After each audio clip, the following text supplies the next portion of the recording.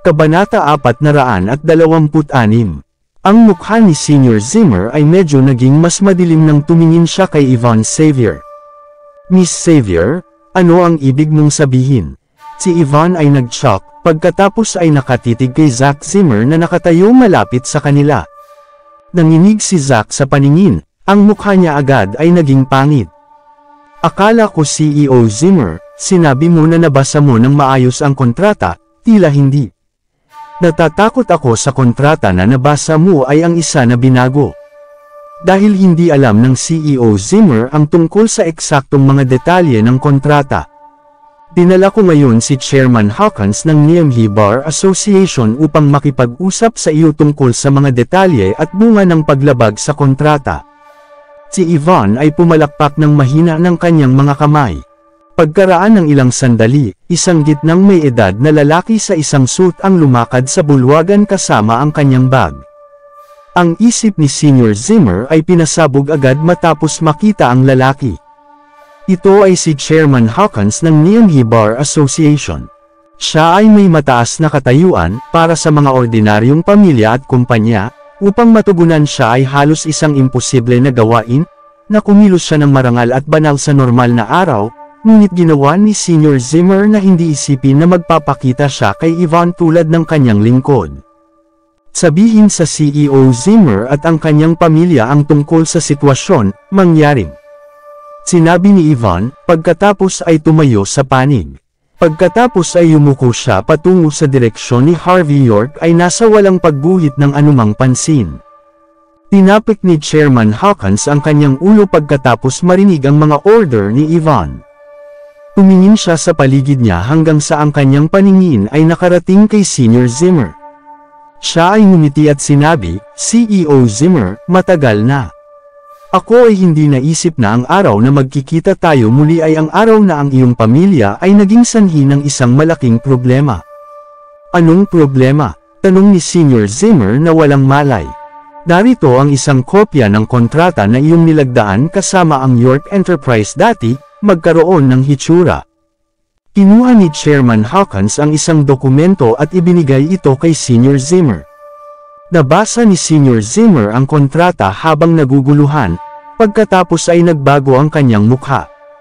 Imposible. Ang pamilyang Zimmer ay hindi kailanman pipirma sa isang bagay na tulad nito. CEO Zimmer, ang kontrata ay may bakal na selyo ng iyong pamilya, ang iyong sariling lagda, at ang Niamey Bar Notarization Association. Ang kontrata na ito ay may legal na epekto at dapat isagawa.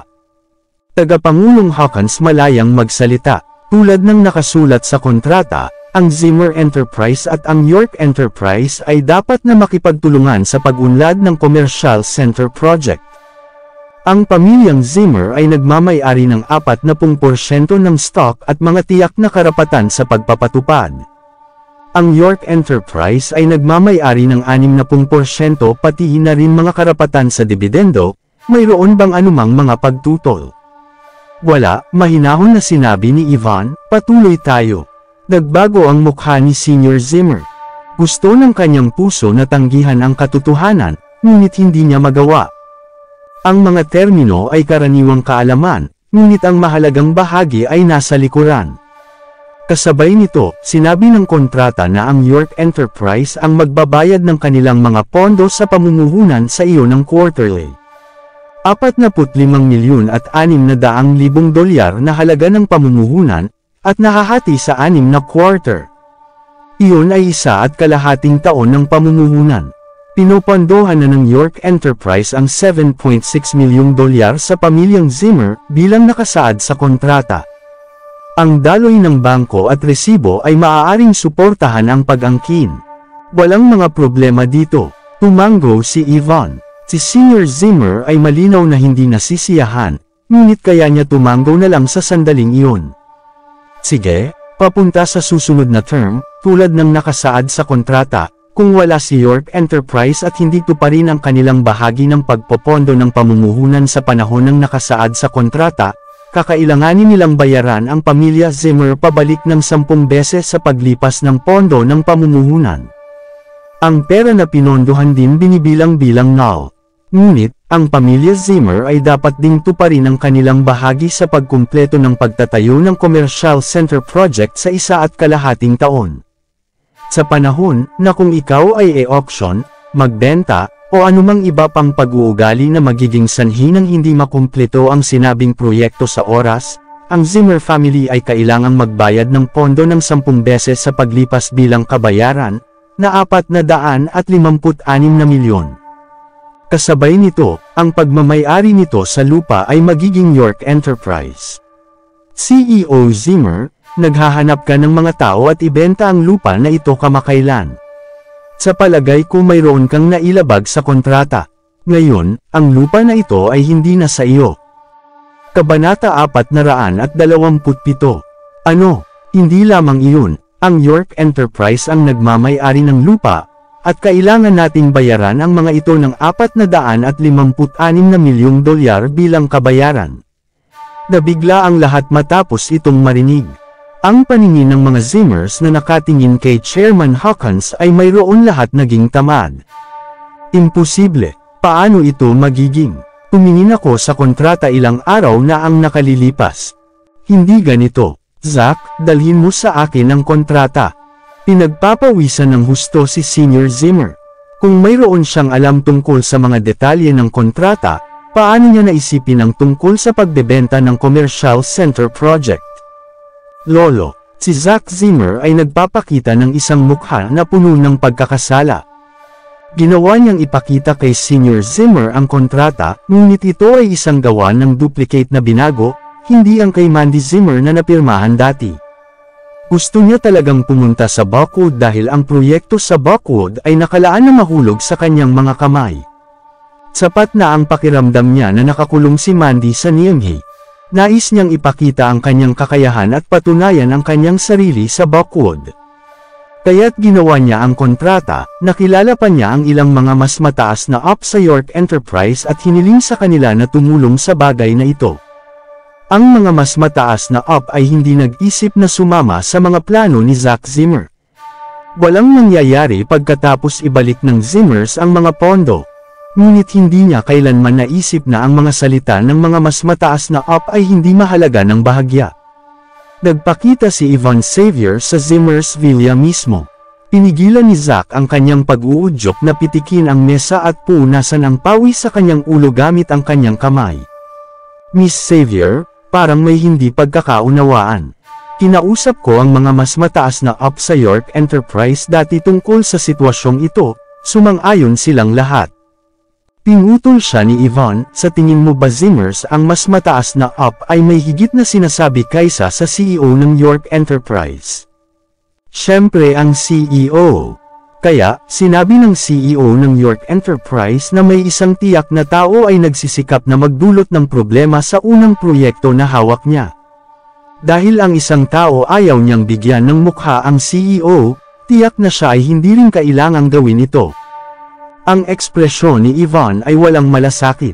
Binigyan ka ng CEO ng 3 buong araw. Sa 3 araw, dapat handa na ang $456 na milyong at land permit. Kukunin ko ito sa aking sarili. Hindi man lang lumingon si Yvonne. Tumalikod na siya sa paligid at lumakad ng marahan. Ang payat na katawan na ito ay maganda pa rin, ngunit pag tiningnan ng pamilyang Zimmer ang eksenang ito habang ang kanilang mga mata ay nanatiling kumikibot, at nakatago ang kanilang mga mukha. Sa oras na iyon, ang pamilya Zimmer ay nasa malaking gulo. Nakangiti si Chairman Hawkins sa buong oras na ito. Siya ay sumulyap kay Senior Zimmer matapos umalis si Yvonne. Oh, CEO Zimmer, ang magkaroon ng York Enterprise ng suporta ay isang karangalan na hindi lahat ay maaaring hilingin sa Niamey. Ngunit pagkatapos ay patuloy kang nakakasakit sa York Enterprise ng paulit-ulit. Hindi mo lamang binabago ang taong namamahala at umupo ng mga goons upang magdulot ng problema sa kanilang lugar ng trabaho, Ngayon ikaw ay sinusubukan pa ring ibenta ang proyekto na ikaw mismo ay nakikipagtulungan sa York Enterprise. Sa palagay ko ay naghuhukay ka lang ng butas para sa iyong sarili, at naghahanap ng kamatayan. Iminumungkahi ko na makakuha ka ng 45 milyon at 600,000 dolyar at permit sa lupa at ihanda na. Hindi ko alam kung anong uri ng suporta ang iyong hinahanap ng iyong pamilya. Ngunit, ang York Enterprise ay sinusuportahan ng pamilyang York, ang tanging nangungunang klase ng pamilya sa lahat sa Southlight. Sa Southlight, walang maglakas loob na tutulan sila. Ngumiti si Chairman Hawkins at lumingon sa kanyang kaliwa. Ang bayad sa abogado na ito ay hindi napakadaling makuha. Hindi ko kaya at naniniwala na ang Zimmers ay makakasakit sa York Enterprise, tunay na nabulag sa kanilang sariling kadahilanan. Sila ay hindi rin alam kung paano sila mamatay sa huli, sila. Tagapangulo, Hawkins. Tumayo si Senior Zimmer na nanginginig, at mapotla ang kanyang mukha bilang isang multo. 45 milyon at 600,000 dolyar. Magbebenta ng buong ari-arian ang pamilya Zimmer, hindi pa rin nila makuha ang halaga sa pagbabayad. Kahit na ang Diyos ay binigyan siya ng lakas ng loob, hindi siya maglakas loob na masaktan ang pamilyang York. Chairman Hawkins, mangyaring, kilala natin ng matagal ang bawat isa. Maging mahusay na tao at hayaan mo kaming umalis. Tumalikod si Chairman Hawkins at ngumiti. Senior Zimmer, hindi ito ang gusto ko, ito ay hindi pinakawalan ng iyong pamilya. At 128. Nakatitig si Senior Zimmer sa pag-alis ni Chairman Hawkins ng blanko sa bulwagan, pagkatapos ay nagsimulang lumabo ang kanyang paningin. Siya ay nahulog sa kanyang trono na bakal, ang kanyang ekspresyon ay patuloy na nagbabago. Ano ang gagawin namin? Kahit na ibibenta ng pamilya ang lahat ng aming mga pag-aari, hindi ko sa tingin namin makakakuha kami ng 456 na milyon, tama. Pinag-uusapan kung saan, bakit ang kontrata ay isang peke. Ano ang nangyayari? Ang pamilyang Zimmer ay nagsimulang magtsismisan. Ang kanilang paningin ay nakarating kay Zack Zimmer kasama ang kanilang mga mukha na puno ng galit. Kung ang pamilyang Zimmer ay mabangkarote at natapos sa paghingi ng pagkain sa mga lansangan, kay Zack sisihin para sa lahat. Huminga ng malalim si Senior Zimmer, bahagyang nakabitin sa kanyang katinoan. Itinuro ng kanyang daliri si Zack habang nanginginig. Zack, sabihin mo sa akin, ikaw, bakit mo ito ginawa? Hindi mo ba namamalayan na masisira mo ang buong pamilya? Pinuksan ni Zack ang kanyang bibig, ngunit hindi niya maaaring dalhin ang kanyang sarili upang sabihin ang kahit ano. Ito ang totoong kahulugan ng maaaring gumawa ng tama. Sa sandaling iyon, hindi maiisip ni Zack ang isang paraan upang tanggalin ang init sa kanya. Nakita ito ni Mandy Zimmer at naguguluhan. Siya ay walang pagsasalita din. Lolo, si Zack ay nag-iisip lamang para sa pamilya. Wala siyang ginawa at hindi sinasadyang mapinsala ang pamilya.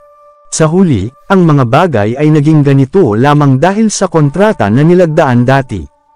Si Queen Zimmer ay may parehong layunin katulad ng kay Zack. Siyempre siya ay nasa tabi niya. Hindi pinirmahan ni Zack ang kontrata dati. Ginawa ito ni Mandy. Paano niya hindi makita ang isang malinaw na bitag kung kailan nabasa niya ito? Lolo, may hinala ako sa pagplano ni Mandy laban sa pamilya kasama ang York Enterprise. Nagkatinginan ang bawat isa. Nakatitig ang mga Zimmers kay Queen, pagkatapos ay kay Mandy. Ang pahayag na ito ay tila napakalayo na, malinaw na kasalanan ni Zack ang paggawa ng mga itong kontrata na nagdulot ng gulo na ito. Ngunit ngayon sila ay sinusubukan na sisihin si Mandy sa pagpirma ng kontrata dati. Hindi mahalaga kung gaano kalaki ang lahat ay hindi nagustuhan ni Mandy, hindi sila makapagsalita para sa kanila kapag ang katotohanan ay kasing linaw ng araw. Sa kabilang banda, si Zack ay nakapagpalakas, tulad ng nakakita siya ng paraan sa kamatayan. Tumalon siya mula sa lupa, pagkatapos ay itinuro si Mandy at pinagalitan siya na galit, nakuha ko ito ngayon. Mapanghamak ka. Ito ay ang lahat dahil sa iyong mga pakana. Ito ay kakaiba at wala ng iba bukod sa maaari kang makakuha upang mag-sign sa kontrata ng pamumuhunan sa York Enterprise. Akala ko mayroon kang ilang natatanging kakayahan, isang bagay na nakatayo sa kanila. Kahit ako ay iniisip mong hilingin sa iyo na dalhin ako sa ilalim ng iyong pakpak. Ngunit naiintindihan ko na ngayon. Maaari mo lamang makuha ang kontrata dahil ikaw ay nagpaplano laban sa amin mula sa simula. Babae ka, alam mo na ginawa ni Lolo hindi pinahahalagahan ang iyong mga kakayahan at hindi kailanman magiging tagapagmana ng pamilyang Zimmer. Iyon ang dahilan kung bakit ka nagplano upang kunin ang lahat ng aming kayamanan sa ilang mga tagalabas. Ikaw ang salarin. Nadagdagan ni Zack ang kanyang salita ng madami para maraming pag-uusapan nila. Sa wakas, kumilos siya ng maayos na parang natagpuan niya ang tungkol sa katotohanan. Sa sandaling iyon, kahit na si Senior Zimmer ay naguguluhan. Ang paliwanag ni Zack at Queen ay napakalayo, na wala at hindi kayang i-back up. Ngunit ang Senior Zimmer ay nagiging bias kay Zack pagkatapos ng lahat. Kahit na nagkamali siya ng malaki, siya ay nasa puso pa rin ni Senior Zimmer. Napabuntong hininga si Mandy, ngunit nabigla siya ng lampas sa kanyang paniniwala ngayon. Si Zack at Queen ay tunay na walang kahihiyan. Paano gumawa pa sila ng isang dahilan tulad nito? Si Harvey York ay kumukulo sa galit. Zack, Queen, pareho kayong tunay na walang kakayahan na mga tanga. Ang paggawa ng isang dahilan tulad nito upang isave lamang ang inyong sariling mga balat. Wala ba kayong kahihiyan? Kabanata 429. Ano ang ibig mong sabihin na walang kahihiyan? Huwag ka magsalita at bumuga ng walang kaparirikan. Hindi ka ba nag-iisip at manahimik ka na lang? Ano ang tama sa isang live-in son-in? Lo na tulad mo at kailangan mong magsabi ng kahit anong gusto mo dito. Sinabi ni Queen Zimmer na may kakaibang tono. Malamig na sinabi ni Harvey York, dahil mayroon kang mga kakayahan upang gumawa ng isang dahilan tulad nito, bakit ka natatakot at maging masamang bibig ng ibang tao? Sino ang nagsalita at nambibentang na gumawa ang aking asawa ng kontrata kapag hindi mo naman kayang patunayan? At ngayon gumawa ka ng isang pekeng kontrata upang linlangin ang iyong sarili at ang iba pa, at kung magkamali ay magpasya kang mangsisi ng iba. Maaari bang mas walang kahihiyan ang dalawa sa inyo? Kayo ano ang tingin nyo kay Lolo ay isang tulala upang maniwala ng isang bagay na ganito? O sa palagay nyo ay mayroon na siyang Alzheimer's at maniniwala siya sa anumang sasabihin mo? Si Senior Zimmer ay nakaupo sa kanyang upuan habang siya ang mga mata ay kumibot. Sira ka, syempre, naniniwala ako sa kanya. Siya ang aking apo. Bakit hindi ako? Ang problema ay ang live-in son-in-law ay mayroong mga sinabi na ganito. Kung inamin niya na naniniwala siya kay Zack Zimmer, hindi ba siya magmukhang tanga sa sitwasyong iyon? Huminga ng malalim si Senior Zimmer at pinilit ang kanyang sarili upang huminahon, pagkatapos ay galit na hinampas ang kanyang kamay sa mesa. Tama na, ito ay isang bagay ng buhay o kamatayan para sa pamilya Zimmer. Ano ang punto ng pagtuturoan ng responsibilidad sa puntong ito? Ipaalam lang sa akin, walang pinapayagan na tumingin kung bakit nangyari ito o kung sino ang nagplano laban sa amin ngayon. Sa mga oras na tulad nito, kung ano ang dapat gawin ng pamilya ay ang paggawa upang magkaisa at mag-isip ng isang solusyon sa problemang ito. At hindi ang magsisihan. Lahat ng may sapat na gulang dito. Paano mo hindi matukoy ang lahat ng mga prioridad dito? Pinigyan ng tama ni Senior Zimmer ang kanyang pagsasalita, ngunit ito ay ibinigay upang palayain si Zack mula sa mga pagkakamali na siya ang naging sanhi. Ngunit nakakuha siya ng tama sa oras na iyon. Ang paghabol sa bagay na ito ay walang pakinabang kahit ano. Ang paghahanap ng solusyon ay ang pangunahing prioridad. Ang karamihan ng tao ay tumingin sa bawat isa, hindi nagsasabi ng isang salita. Nasimangot si Harvey, mayroon pa rin siyang sasabihin, ngunit binigyan na siya ni Mandy Zimmer ng sinyas. Sa sandaling iyon, wala talagang dapat nakakuha upang ituloy ang bagay na ito. Ang pagtingin kay Harvey ay hindi nagpapatuloy sa kanyang pagsasalita, nagpatuloy si Senior Zimmer. Sige, Dahil narito ang lahat, mas mabuti ngayon kaysa sa hindi. Pag-isipan natin kung paano ito ayusin ang problema. Ang ating pamilya ay nasa bingit ng kamatayan ngayon, kung gayon malaya kayong magsalita. Huwag itago ang anuman. Kunin ang iyong mga ideya at ilabas. Ang bawat tao ay tumingin sa bawat isa, pagkatapos ay may isang tao na lumakad at ito ay si Zack. Lolo, dahil nais mong magsalita kami ng malaya, kukunin ko sabihin ko lang, sa palagay ko ang taong nagsimula nitong buong gulo ay dapat na siya ang magtatapos nito. Dahil si Mandy ang nakakakuha ng kontrata, dapat natural na siya upang ayusin ang problema. Sa mga napakahirap na oras tulad ng dati, nakakuha siya ng isang hindi matamo na kontrata kahit papaano. At ngayon, ito ay isang simpleng bagay na pupunta at wakasan ang kontrata. Hindi gaano kahirap ito. Oo, kung pupunta kami o sino dito, ang mga tao mula sa York Enterprise ay hindi mabait sa amin. Pero kung pupunta siya doon baka makakuha siya ng isang pagkakataon. Pagkatapos nito ay mailigtas ang pamilyang Zimmer mula sa pangyayaring ito. Ang karamihan ng tao ay nagsalita ng nagkakaisa. Hindi sila mga ageista. Malinaw na walang kontrol si Zack sa problema. Kung hindi nila nais na mabangkarote at panatilihing matatamasa ang katanyagan at kayamanan, maaari lamang nilang hayaan na malutas ni Mandy ang problema. Tulad ng para sa kung ano ang maaari niyang gamitin at kung paano niya malulutas ang problema, hindi yun isang bagay na sila dapat ay isaalang-alang.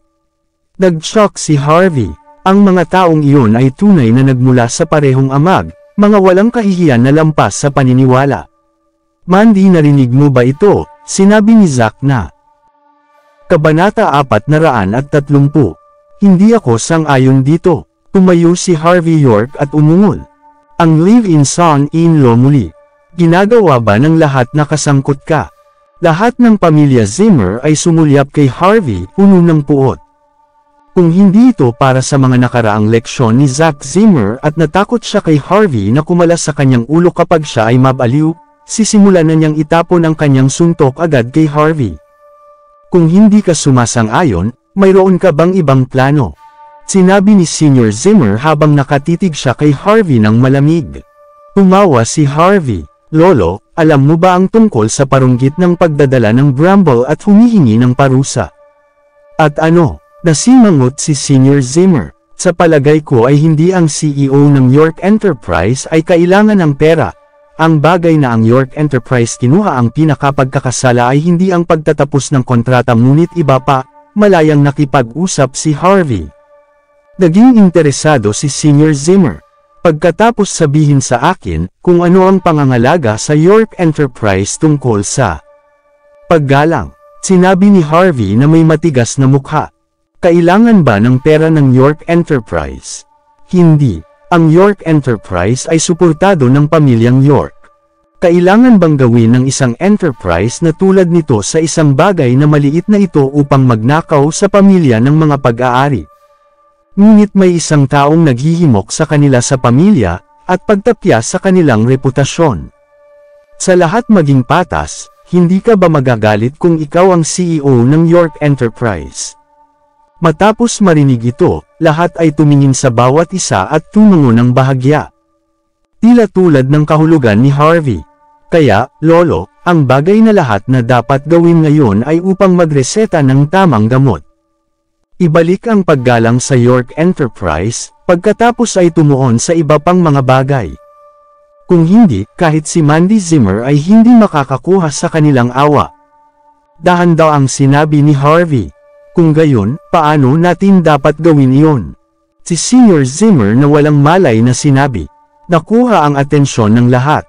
May isang tao dati, ang taong nagsimula ng buong gulo na ito ay ang dapat na magtatapos. Ang kailangan nating gawin ay simple. Hayaan ang taong naghihimok sa York Enterprise na humingi ng tawad sa kanila. Sinabi ni Harvey na halata ito. Iminumungkahi ko na ang tao ay dapat lumuhod lamang sa harap ng tanggapan ng CEO hanggat maaari hanggang sa ang CEO ay makakakuha ng malambot na puso. Ang damdamin na ito ay maaaring malutas pagkatapos. Ano? Lahat ay nagulat sa narinig ito. Posible ba ito? Kahit na hindi binanggit ni Harvey kung sino ang dapat pumunta at lumuhod, alam na ng lahat na ito ay dapat si Zack. Ang taong patuloy na naghihimok sa York Enterprise mula sa simula hanggang sa katapusan ay tila si Zack. Hindi lang si Mandy, kahit na si Senior Zimmer ay lumuhod, walang mangyayari. Ngunit kung pupunta si Zack, maaaring gumana lang ito. Nang walang pangalawang kaisipan, mahina ang paningin ng lahat at nakarating kay Zack, na may mukha na bahagyang nagpapakita ng kaguluhan. "Sira ulo ka, Harvey," galit na sigaw ni Zack. "Harvey, anong uri ng bagay na walang kaparirikan ang iyong iminumungkahi? Kung gumana ito, masaya akong lumuhod at lumuhod. Ngunit ito ay $456 na milyong dolyar. Maaari ba ang halagang ito ay malulutas lamang sa pamamagitan ng pagluhod? Ikaw ba sa tingin ko ay isang tulala? Hindi ba?" Sigurado si Harvey sa sinabi niya. Bukod dito, hindi talaga ito gumagamit ng maraming enerhiya, hindi ba? Kahit na mabigo ito, ang saloobin ng pamilya ay iharap sa kanila. Tumanggap ng responsibilidad para sa iyong sariling posisyon. Ikaw ang vice-CEO ng pamilyang Zimmer. Ano ang problema sa pagluhod para sa pamilya? Hindi ka naman mabuntis sa paggawa nito, tama? Ikaw, baliw ka talaga. Ang mukha ni Zack ay naging madilim na gabi. Ang live-in-in-law na ito ay siguradong nagustuhan na maglaro ng mga trick tulad nito. Ang problema ay ang pag-aalinlangan ni Senior Zimmer sa paggamit ng ideya na ito. Harvey, sa palagay mo ito ay gagana?